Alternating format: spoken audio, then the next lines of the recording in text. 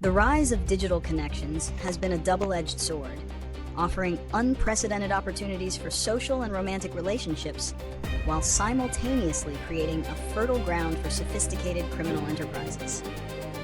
At the heart of this complex issue is the romance scam, a form of financial fraud that has become a leading threat in the digital age.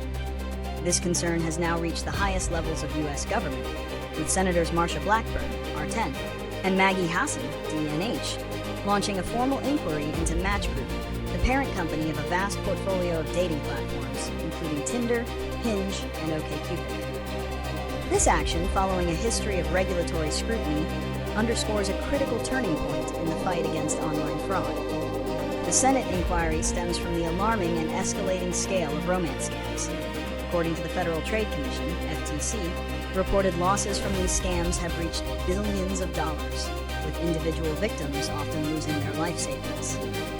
The Senator's letter to Match Group's CEO, Spencer Raskoff, requests detailed documents and information on the company's policies and procedures for preventing fraud.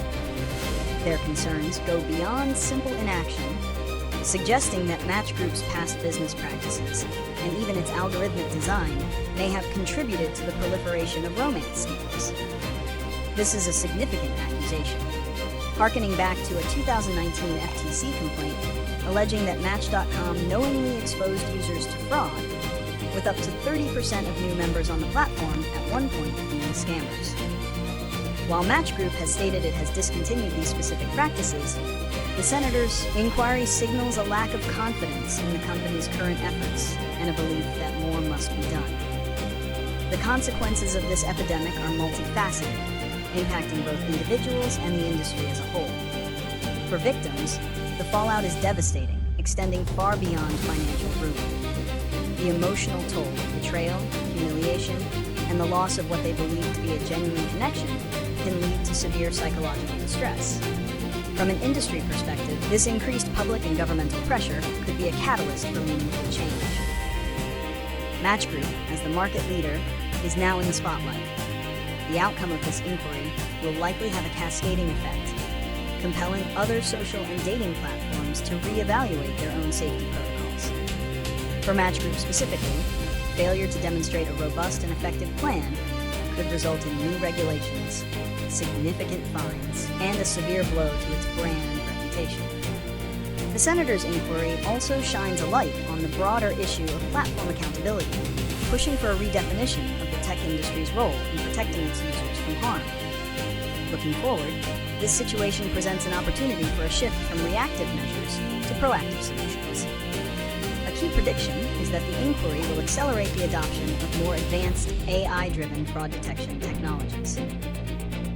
Platforms will need to move beyond simple keyword flagging to analyzing behavioral patterns and network effects that indicate organized scam compounds. For instance, using AI to detect when multiple accounts use the same backdrop for selfie verification or exhibit consistent, suspicious conversational scripts could be a powerful deterrent. Enhanced identity verification, perhaps through partnerships with telecommunications companies for robust KYC, know your customer, checks could also become standard practice, moving beyond easily manipulated photo verification. From a policy standpoint, the Romance Scam Prevention Act, which has been sponsored by Senator Blackburn, is a sign of potential legislative action.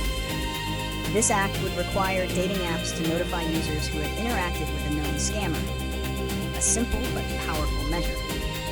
However, a comprehensive solution requires a multi-pronged approach. Platforms must embrace greater transparency, publishing regular, audited reports on the number of fraudulent accounts they remove and the methods used to detect them.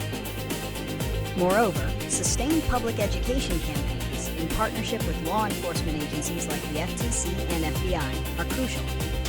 These campaigns must equip users with the knowledge to identify red flags, such as a new match asking to move the conversation off the app, making excuses for not meeting in person, or suddenly requesting money for an emergency. Ultimately, combating romance scams requires a collective responsibility, with dating platforms taking a more proactive stance, regulators enforcing stricter accountability, and users remaining vigilant in their pursuit of genuine connection.